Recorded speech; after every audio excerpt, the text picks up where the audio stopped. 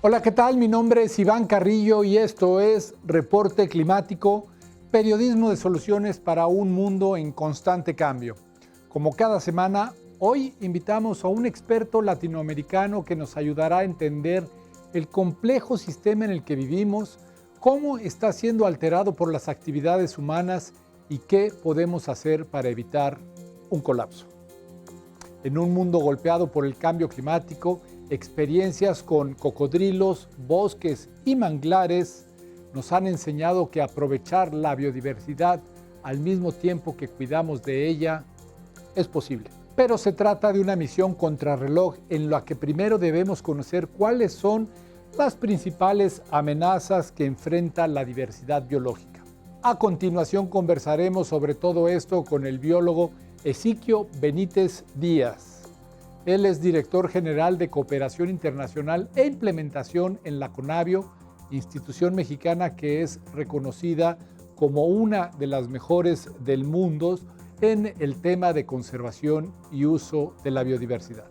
Pero antes de ir de lleno con él, los invito a dar un breve repaso a la actualidad climática global.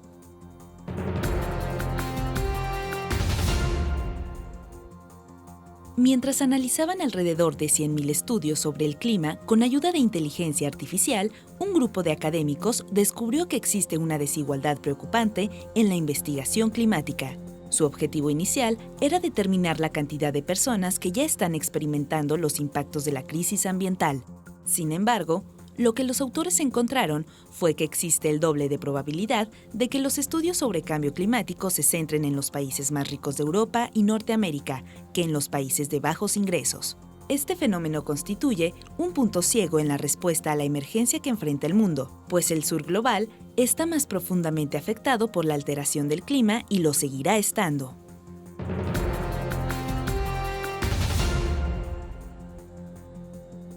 De acuerdo con la Organización Meteorológica Mundial, durante 2020, los indicadores del clima en África se distinguieron por el constante aumento de las temperaturas, la rapidez en la elevación del nivel del mar, los fenómenos climáticos extremos y otras consecuencias devastadoras del calentamiento global.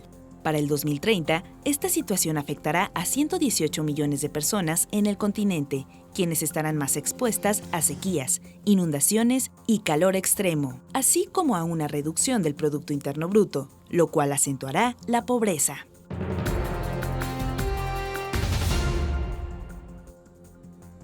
Durante un concierto contra el cambio climático organizado a mediados de octubre en Estocolmo, Suecia, la líder del movimiento Fridays for Future, Greta Thunberg, recordó que todas las reuniones internacionales para tratar la crisis del clima tienen el potencial de mejorar las cosas. Además de cantar y bailar, la activista ambiental de 18 años enfatizó que esos eventos deben concentrarse en salvar el planeta y las condiciones de vida de las futuras generaciones.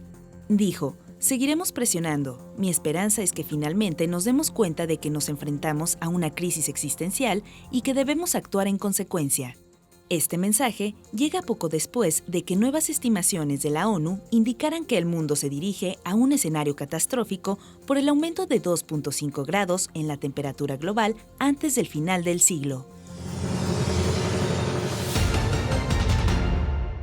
México y toda Latinoamérica deben ser reconocidos como un gran reservorio de naturaleza. Según el Programa de las Naciones Unidas para el Medio Ambiente, esta parte del mundo alberga alrededor del 60% de la vida terrestre y acuática de todo el planeta. Cifra que, aunque impresionante, está lejos de dibujar toda la riqueza y abundancia de seres vivos en nuestra región. América Latina es una de las zonas más ricas en todo el planeta. Podemos ver que sigue teniendo un gran patrimonio natural. Tenemos varios países megadiversos. De los 12 países megadiversos, además de México, tenemos Costa Rica, Colombia, Perú, Brasil. Pese a ser poseedora de dicho tesoro, Latinoamérica enfrenta, al igual que las otras regiones del mundo, una pérdida de diversidad biológica nunca antes registrada. Estamos viviendo una situación sin precedentes en la historia de la Tierra desde que el ser humano existe en el planeta. Nunca habíamos perdido tantas especies, tanta biodiversidad en tan poco tiempo. Hay una evaluación reciente que hizo la Plataforma Intergubernamental sobre Biodiversidad y Servicios Ecosistémicos y pues nos manda datos muy contradictorios, ¿no? En el sentido de que si bien en los últimos 50 años la población humana ha aumentado el doble, la economía global ha aumentado 4 veces y el comercio internacional ha aumentado 10 veces. Todo esto ha sido a costa de nuestros recursos naturales, ¿no? Hoy día tenemos 1 millón de especies en peligro de extinción. Es tal la magnitud y velocidad de esta desaparición que se le ha denominado ya la sexta extinción masiva, un fenómeno semejante al que acabó con los dinosaurios hace 65 millones de años. Una de las causas de aquel evento fue la caída de un enorme meteorito, pero para el suceso actual las explicaciones son muy distintas. Por un lado es la pérdida de hábitats, tanto terrestres como marinos, aguas interiores. También tenemos la contaminación de diversas fuentes, tanto en agua como en aire, como en suelos. Tenemos la sobreexplotación, que muchas veces va acompañada del tráfico de especies. Tenemos el cambio climático y las especies invasoras. Los efectos de estas causas han sido medidas con precisión y Ezequiel Benítez nos da algunos ejemplos. 3/4 partes de toda la superficie terrestre en el planeta ha sido modificada severamente. 23% de los suelos ya no son fértiles por malas prácticas de agricultura, ¿sí? Por ejemplo. Y 1/3 de los océanos también ya han sido modificados de manera muy importante. Los datos son alarmantes, pero la respuesta del planeta lo es mucho más. Veamos qué sucede en el caso del cambio climático. Nos estamos enfrentando ahora a una nueva versión, a una nueva etapa de la impredictibilidad climática.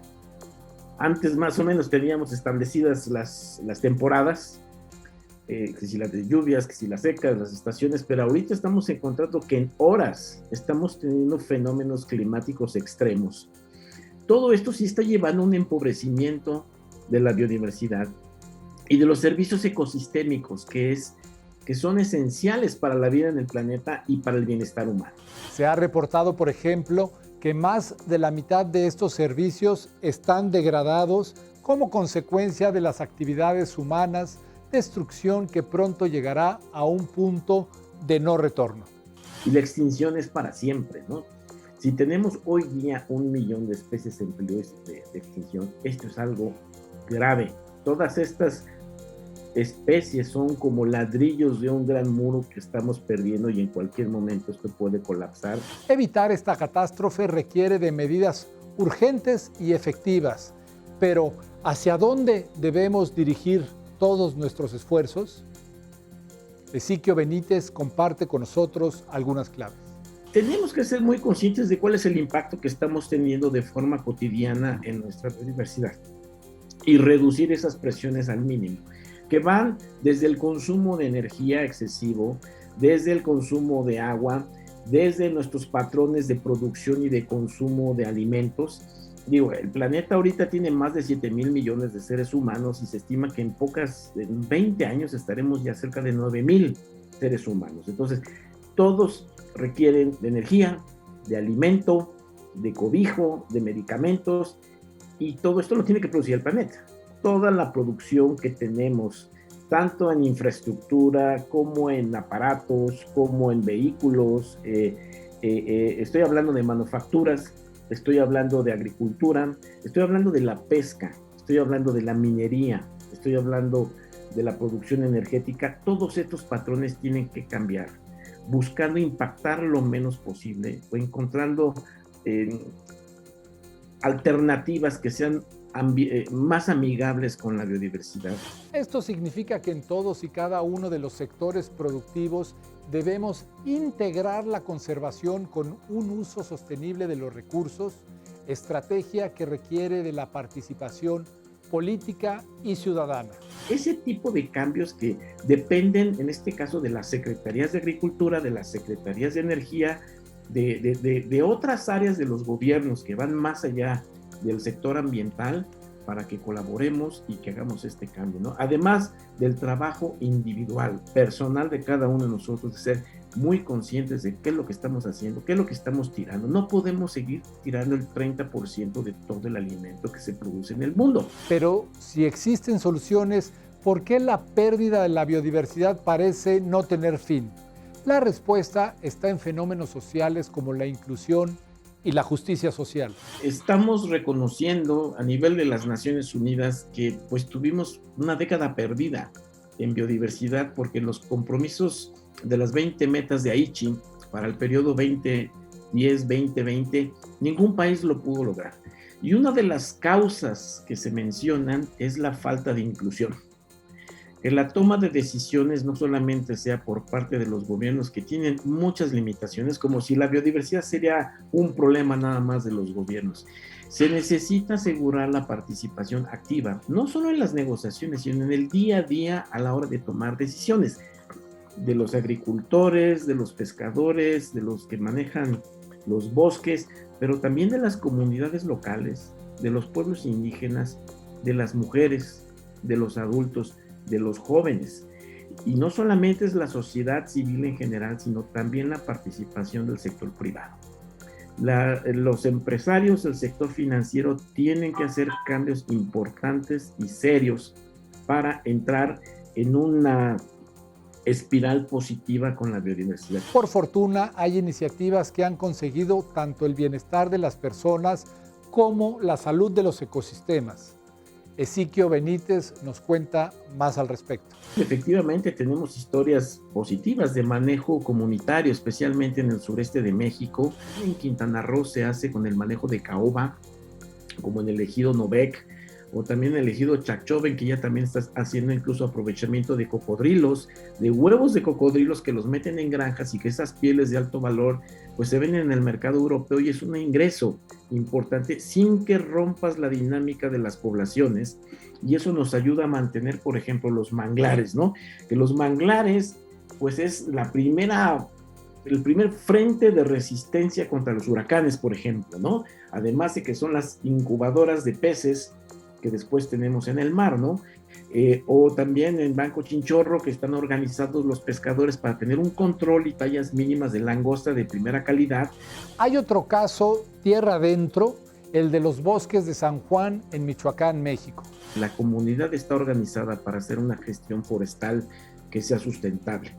Tienen programado el uso, va en contra de la tala ilegal, por ejemplo, pero hay una programación de cómo se manejan los bosques y las selvas para que sigan produciendo estos servicios ecosistémicos van desde la polinización de plantas medicinales, de mantener agua, que las montañas sean estas fábricas de agua, pero con un manejo que les permite en el mediano largo plazo tener un ingreso a las comunidades mediante este manejo legal y sostenible de los bosques. ¿Cuál es el secreto de estos éxitos? En gran medida se debe a la organización que han logrado las comunidades, proceso que se nutre de otro ingrediente, la ciencia.